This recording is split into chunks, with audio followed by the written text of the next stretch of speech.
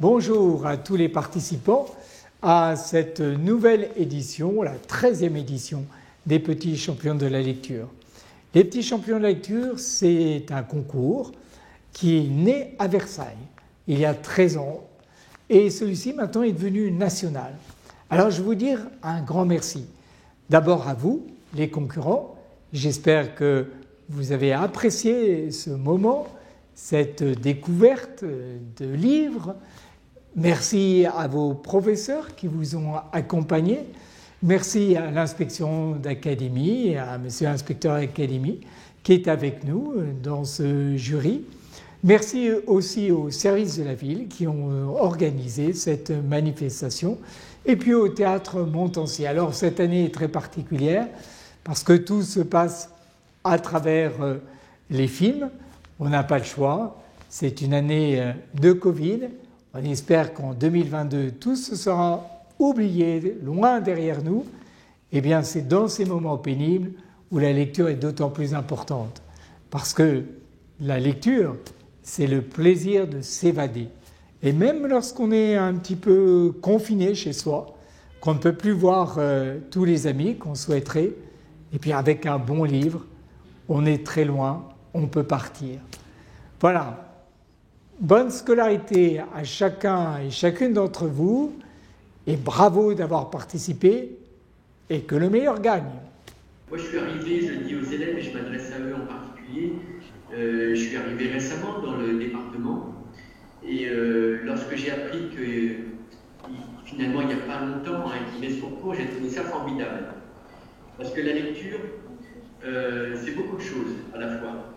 C'est d'abord un enrichissement pour les élèves, c'est apprendre à découvrir la pensée des autres, s'enrichir en termes de vocabulaire, développer son imaginaire. Et puis la lecture, telle que vous allez la pratiquer, c'est communiquer avec les autres. Donc c'est faire passer des émotions, c'est tenter de convaincre, c'est avoir une maîtrise de soi, parce que c'est pas simple de lire devant les autres. C'est savoir contrôler son débit, le niveau de savoir, bien articuler les choses, exprimer aussi. Au-delà de la simple parole, il y a une dimension non verbale dans la communication. Donc tout ça, c'est beaucoup de choses à la fois, ça demande une grande maîtrise. Donc je suis très impatient de découvrir les enregistrements et ce que vous avez fait. Je sais d'avance que ça va être bien, parce que j'ai eu à connaître les textes que vous avez à lire, d'ailleurs qui ne sont pas faciles pour certains, et qui sont dans la forme donc pas très faciles, mais dans le fond tous très intéressants.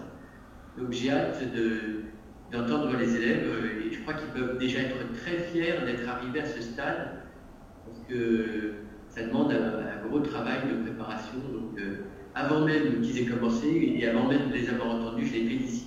Bonjour, je m'appelle Antonia Barboni. Je vais lire Sacrée sorcière de Roald Dahl. Les congressistes.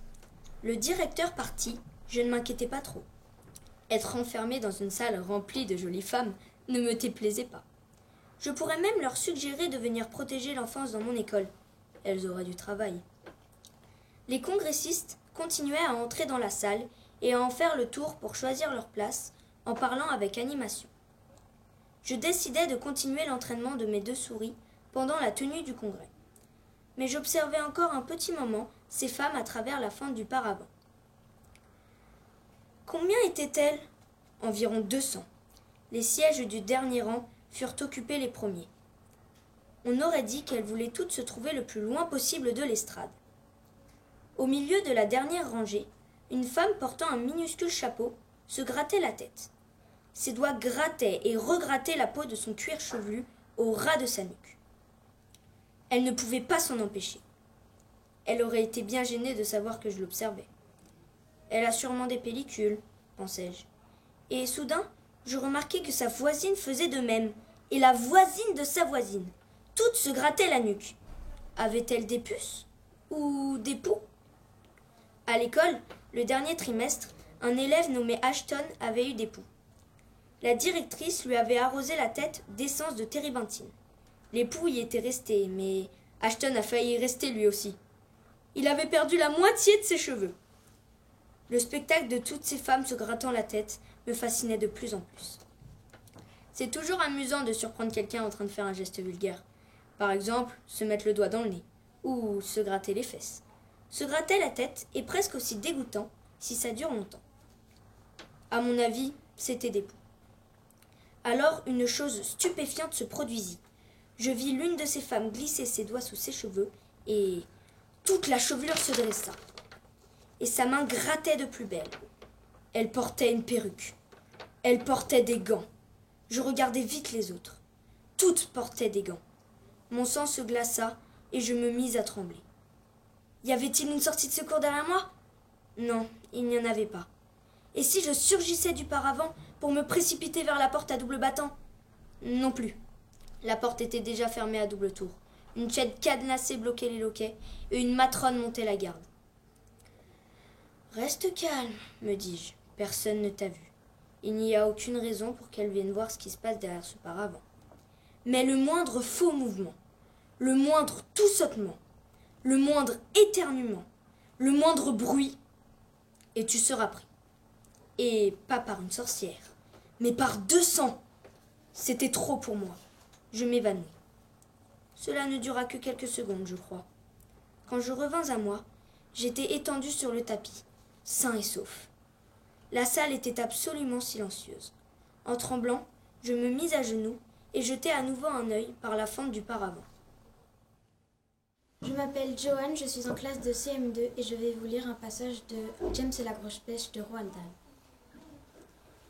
Arrivé au pied de la colline, la pêche traversa la chaussée, renversa un poteau télégraphique et écrabouilla 2 automobiles en stationnement. Puis elle s'élança follement à travers une vingtaine de champs, rompant les cloisons, écrasant les haies dans sa course. Elle dispersa un troupeau de belles vaches normandes, terrorisa les moutons, sema la panique dans un haras plein de chevaux, puis dans une cour bondée de cochons. Bientôt, toute la campagne résonnait des cris et des piétinements affolés de toutes ces bêtes qui fuyaient à la débandade. Et la pêche avançait toujours à un rythme infernal, ne songeant pas à ralentir. Elle arriva enfin à un village. Dans la grande rue, les gens, ahuris, ne savaient où se mettre pour ne pas se faire écraser. Au bout de la rue, la pêche traversa impitoyablement un énorme bâtiment en laissant 2 trous béants dans les murs. C'était une fameuse fabrique de confiserie. Aussitôt, un torrent de chocolat fondu, tout chaud encore, jaillit par les brèches. Au bout d'1 minute, la masse onctueuse et brune avait envahi toutes les rues du village. Les maisons, les boutiques et les jardins.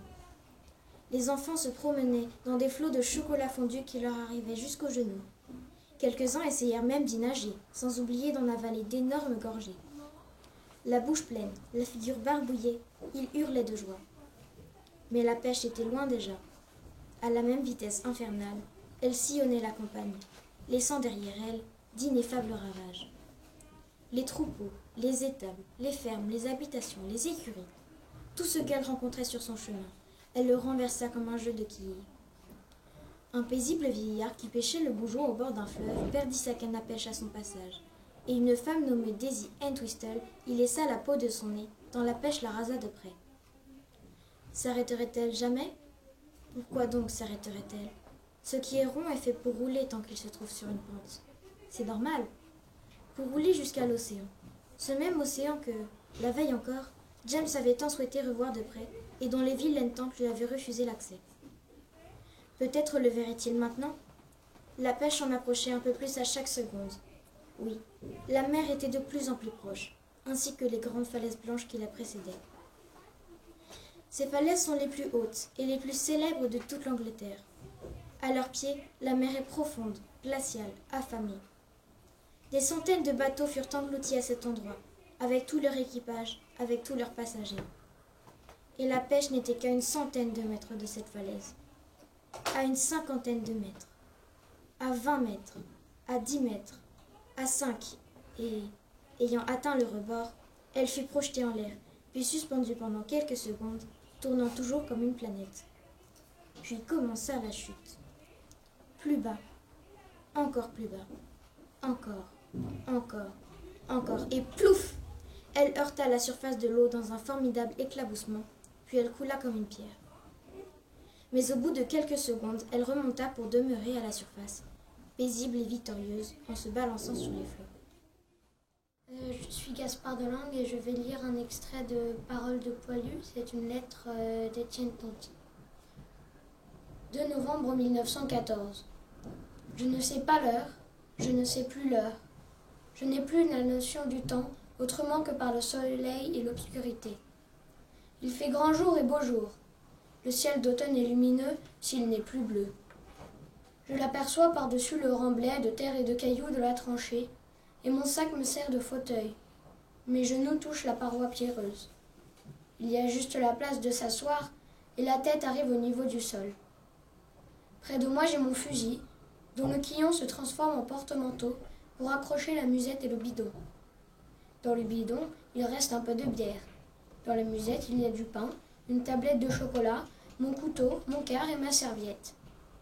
À ma gauche, le dos énorme d'un camarade qui fume en silence me cache l'extrémité de la tranchée. À droite, un autre, couché à moitié, roupi dans son couvre-pied.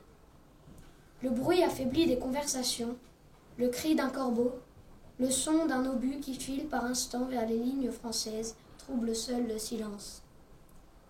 Nous sommes sales comme des cochons, c'est-à-dire blancs comme des meuniers, car cette terre est comme de la farine. Tout est blanc, la peau, le visage, les ongles, la capote, les cartouchières, les souliers. Vendredi 20 novembre 1914. Voilà le réveil. Il gèle dehors. Au sortir des rêves de la nuit, devant ce joli temps de gel, et à me retrouver ici, je sens revenir le cafard. C'est si triste, et rien que d'entendre les conversations de mes voisins, ça me met hors de moi.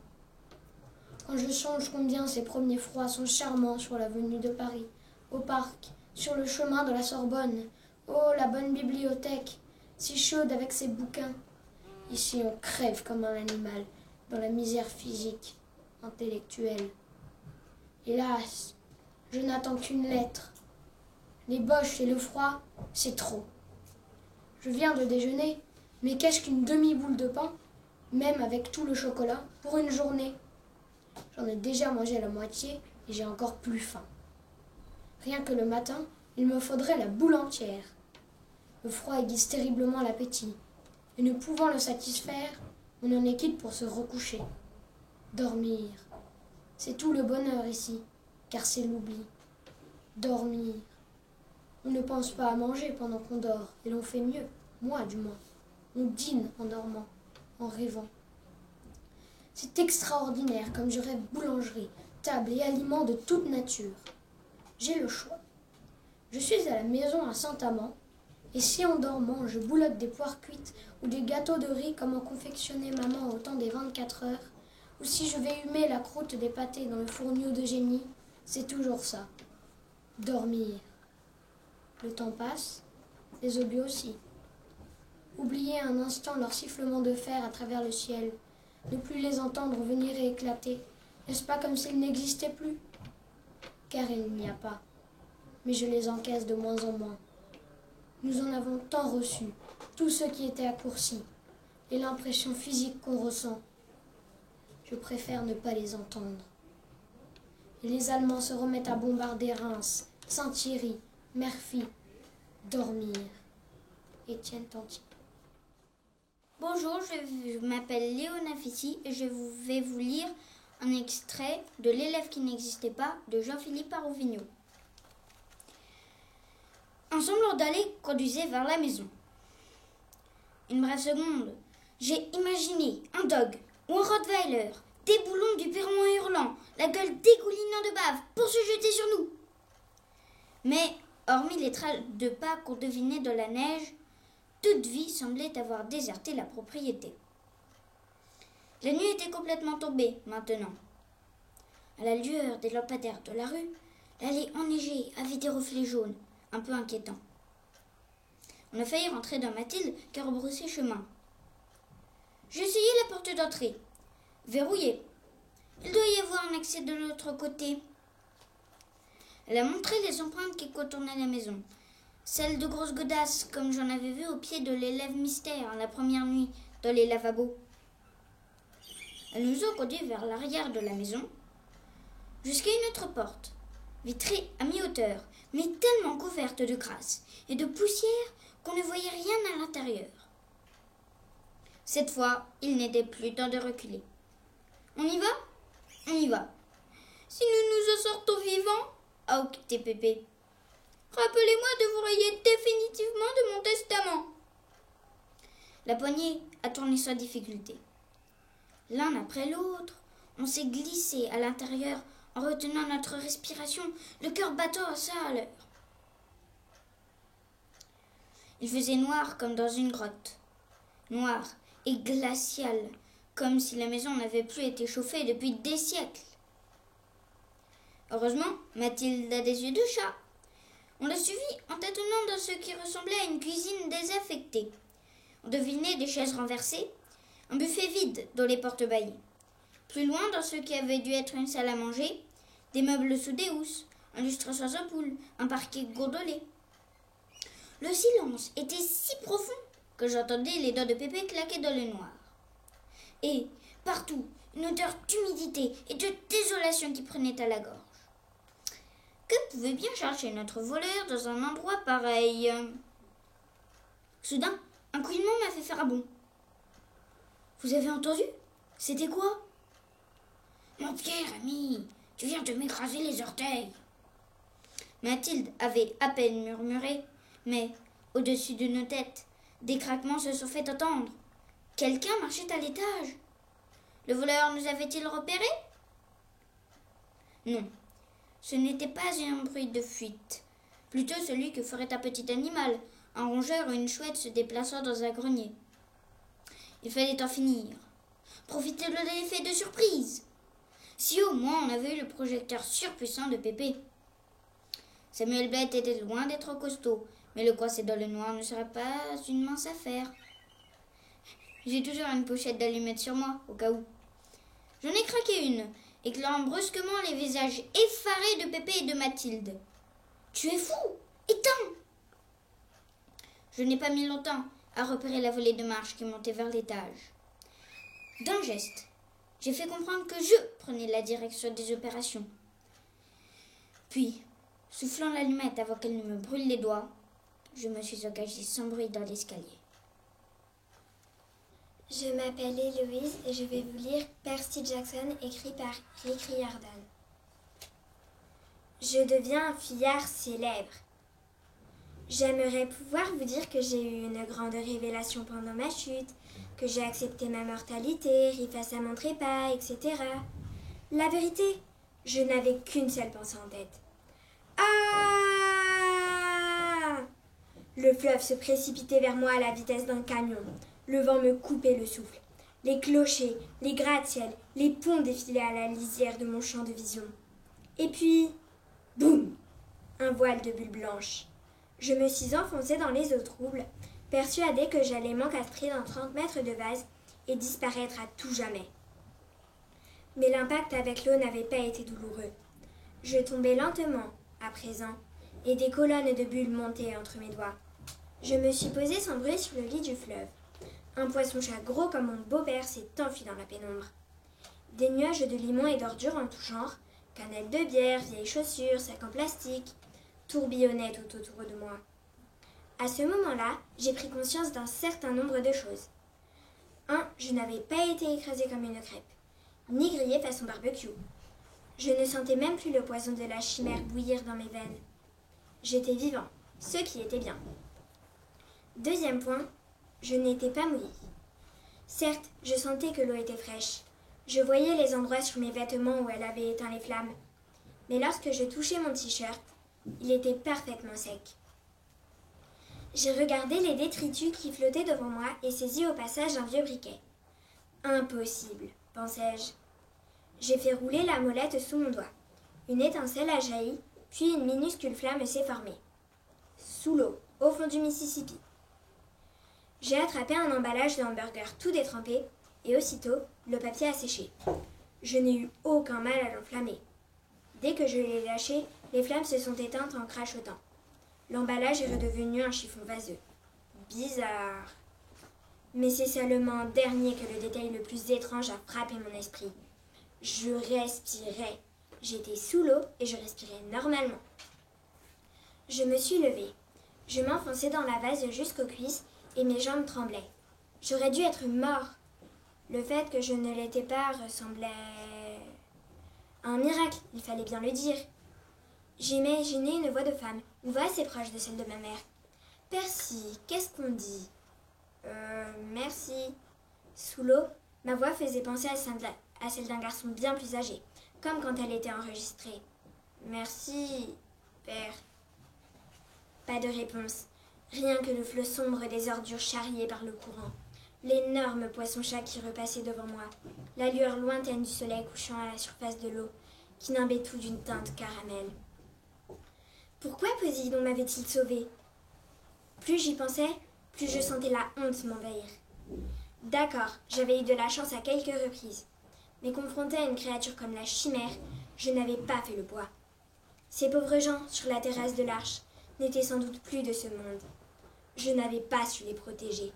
Je n'étais pas un héros. Peut-être valait-il mieux que je reste ici, avec le poisson-chat et les autres ratisseurs de vases.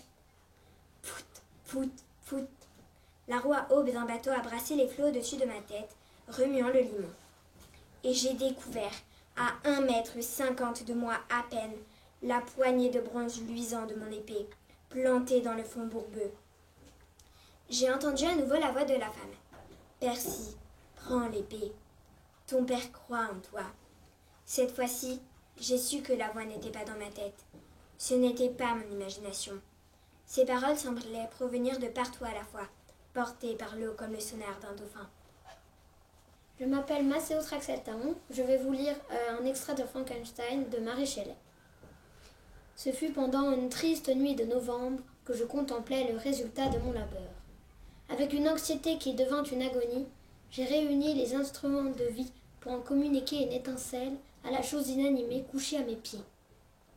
Il était déjà 1 h du matin. La pluie fouettait lugubrement les carreaux. Quand, à la lumière à moitié éteinte de ma bougie, je vis s'ouvrir les yeux jaunes et mornes de la créature.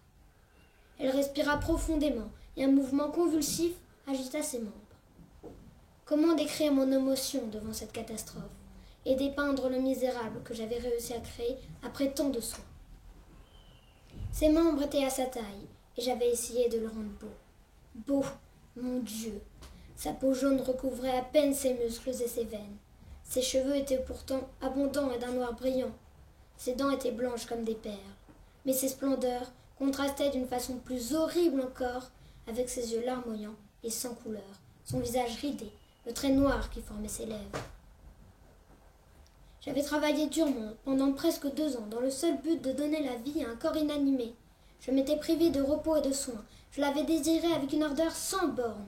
Mais maintenant que c'était fini, la beauté du rêve s'évanouissait. Mon cœur se remplit de dégoût et d'une horreur indicible.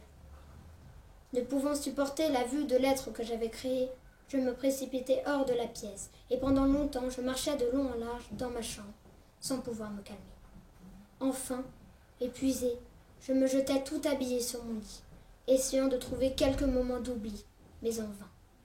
En fait, je dormis, mais d'un sommeil troublé de cauchemars. Lorsque tout à coup, à la faible lumière de la lune qui traversait les jalousies, je vis le misérable monstre que j'avais créé. Il soulevait le rideau du lit et ses yeux, si l'on peut leur donner ce nom, me fixaient. Sa mâchoire s'ouvrit et murmura des sons inarticulés, en faisant un horrible rictus qui ridait ses joues. Une de ses mains semblait vouloir me retenir, mais je m'échappais et me précipitai dans l'escalier. Je me réfugiai dans la cour de la maison que j'habitais et j'y passai le reste de la nuit, en proie à la plus grande agitation, écoutant attentivement le moindre bruit, comme s'il avait été l'annonce de l'approche du démon à qui j'avais inconsidérément donné la vie. Oh, personne ne pourrait supporter l'horreur de ce visage.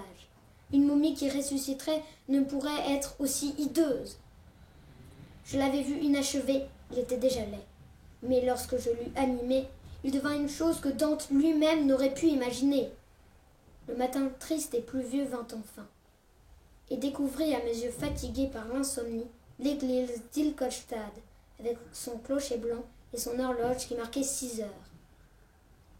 Le portier ouvrit les grilles de la cour, et je sortis dans la rue, fuyant d'un pas rapide, comme si je cherchais à éviter le monstre que je craignais de rencontrer à chaque croisement de rue. Je m'appelle Gabrielle Descarcassas. Je vais vous présenter le fantôme de l'opéra d'après l'œuvre de Gaston Leroux. Depuis des mois, il terrorise tout le monde. Machiniste, petit rat, chanteur, musicien, chef d'orchestre et directeur. Personne n'y échappe. Même les murs de l'opéra tremblent à son passage. Il est là. On le sent. On l'entend, mais on ne le voit pas. On l'imagine et c'est pire. Le fantôme. Il est capable de tout. Hier, César, le cheval blanc, disparaissait mystérieusement des écuries. Ce soir, c'est le tour de la Carlotta. 5 minutes avant qu'elle n'entre sur scène pour chanter le rôle de Marguerite dans l'opéra Faust, la célèbre cantatrice est victime d'un courant d'air glacial. Elle n'a plus de voix. Qui donc va remplacer la diva? Tandis que le directeur affolé s'arrache les cheveux dans les coulisses, le diable de Faust entend son célèbre refrain sur scène. Et Satan conduit le bal. La soirée s'annonce diabolique. Faites venir la jeune Christine Daae. Le directeur a fait son choix. Marguerite, ce sera elle ce soir. La cantatrice, bien que débutante, est éblouissante sur scène. Tournée vers la loge la plus proche de la scène, la numéro 5, la jeune femme chante l'amour comme personne ne l'a fait avant elle. Et le public soupire avec elle, s'émeut, tombe amoureux. Je voudrais bien savoir quel était ce jeune homme, si c'est un grand seigneur, et comment il se nomme. La salle aussi veut savoir qui est ce jeune homme. Se cache-t-il dans cette loge comme semble le suggérer Christine? Dans la loge située de l'autre côté de la scène, le vicomte Raoul de Chagny en a le souffle coupé. Il est amoureux de la belle Christine depuis l'enfance. Et lui, plus que tout, veut savoir qui est donc ce rival de la loge numéro 5. Magique, angélique, diabolique. À la fin de la représentation, le public debout acclame Christine Daae. C'est un triomphe. Dépassée par son succès, la jeune femme se réfugie dans sa loge. Qu'on me laisse seule. Un admirateur reste pourtant devant sa porte. C'est Raoul de Chagny. Le cœur battant, il attend sa belle. N'en pouvant plus, il colle son oreille contre la porte et écoute. Christine est là, juste derrière, et elle a de la compagnie, semble-t-il. Il faut m'aimer, ordonne une voix d'homme. Ce soir, j'ai chanté pour vous, dit-elle d'une voix tremblante. Je vous ai donné mon âme. N'est-ce pas là une preuve de mon amour? Christine, pars avec moi, supplie la voix. Puis c'est le silence. Peu après, la porte de la loge s'ouvre. Christine s'éloigne dans un froufrou de velours seule. Pourtant, Raoul a bien entendu 2 voix. Ou bien l'amour le rendrait-il fou? Assez pour pénétrer dans la pièce et l'inspecter de fond en comble. Personne. La loge est vide. Apollinaire Blanchard, extrait de L'enfant à l'étoile jaune, Armand Toupet. Elle marchait tout en se remémorant ses souvenirs quand ses yeux se fixèrent par hasard sur une tache brune au milieu des fougères. De loin, elle ne parvenait pas à bien la distinguer, mais elle pensa aussitôt à un signe noir endormi sur son lit. Un signe semblable à ceux que le chauffeur de car avait failli bousculer sur la route. Il n'était pas rare d'en rencontrer autour des lacs. Pourtant, elle se dit que ce n'était guère possible et que les signes faisaient leur nid beaucoup plus près de l'eau. C'était quoi alors? La curiosité et aussi le désir de secourir l'oiseau pour le cas où il serait blessé la poussèrent à y aller voir de plus près. Fille de ce pays, elle ne redoutait ni les bruyères hautes, ni les ronces aux épines acérées qui s'entremêlaient et créaient des pièges dangereux pour les jambes. Doucement, sans bruit, de peur d'effrayer le cygne, elle se glissa parmi les fougères, écartant de ses mains celles qui lui obstruaient le passage. Elle s'arrêta soudain, n'osant faire un pas de plus. Pas de signe noir blessé ou en bonne santé sur son lit, mais un enfant roulé en boule qui dormait. 10 ans, pas plus, avec des traits tirés, un visage émacié et pâle, qu'une chevelure noire abondante rendait encore plus misérable. Sale aussi, comme s'il ne s'était pas débarbouillé depuis plusieurs jours. Il était vêtu d'une culotte courte bleu marine souillée de terre, d'une chemise à carreaux gris et verts et chaussée de grosses galoches à semelles de bois. Afin de mieux dormir, il avait roulé puis posé sous sa tête un autre vêtement de même couleur que sa culotte. Tout près, tombait dans l'herbe un béret basque comme ceux que portent les Français. Surprise, n'osant faire le moindre mouvement de peur de le réveiller, Frida le regardait et ne savait quoi penser. Qui était-il? Que faisait-il ici, loin de tous? Sans aucun doute, il se cachait. Pourquoi? En s'approchant, elle vit que l'un de ses genoux était écorché. Du sang coagulait taché la chaussette de sa jambe droite. Elle remarqua aussi qu'il respirait mal, que son souffle s'arrêtait parfois de longues secondes avant de reprendre brusquement comme dans un sanglot. De même, elle découvrit qu'il tremblait parfois malgré la forte chaleur. L'enfant était blessé et malade. Si personne n'intervenait, il allait mourir au milieu de ses fougères. C'était miracle de l'avoir aperçu. Elle s'avança lentement, se baissa, étendit puis posa sa main sur l'épaule du gosse. « Petit, réveille-toi !» Comme il continuait de dormir, elle le secoua. Surtout, n'aie pas peur.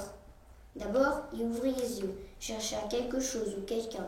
Parut ne pas saisir où il était ni ce qui lui arrivait, et murmura un mot. Elle crut comprendre « maman ». Elle allait lui parler quand il la vit réellement. Alors, il poussa un cri de frayeur immense, puis il se dressa d'un bond et s'enfuit en courant droit devant lui. Elle s'élança à son tour afin de le rattraper, mais la mer de fougères et de bruyères hautes s'était refermée sur lui. Se dressant sur la pointe des pieds, elle chercha à la dominer et à voir le mouvement créé par sa fuite, mais rien. Tel un petit animal sauvage, il avait dû se tapir dans un fourré et ne plus faire le moindre bruit. Elle pourrait passer tout près, il ne bougerait pas. Elle l'appela, pas la moindre réponse.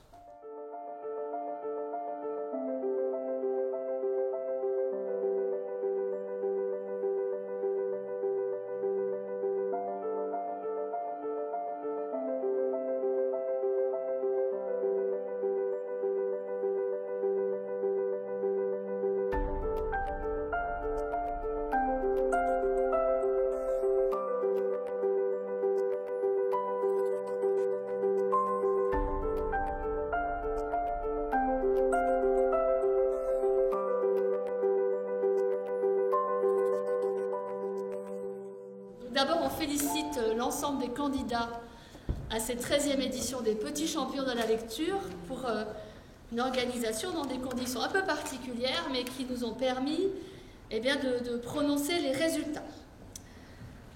Alors, j'annoncerai le 3e, Madame Séveli le 2e, et puis Madame la Présidente, le vainqueur de cette 13e édition des Petits Champions de la Lecture de Versailles. Alors, 3e, c'est Gaspard de Langue qui remporte le 3e prix. Je passe la parole à Madame Séveli. Alors, donc, le 2e à ce concours est Léo Nafissi. Roulement de tambour. Et avant de donner le nom du premier, je voulais remercier la mairie de Versailles qui nous a accueillis et féliciter tous les participants qui ont été extraordinaires, mais effectivement, il faut quand même déterminer un premier, et je crois qu'il s'est vraiment dégagé. Il s'agit de Gabriel de Carcasas.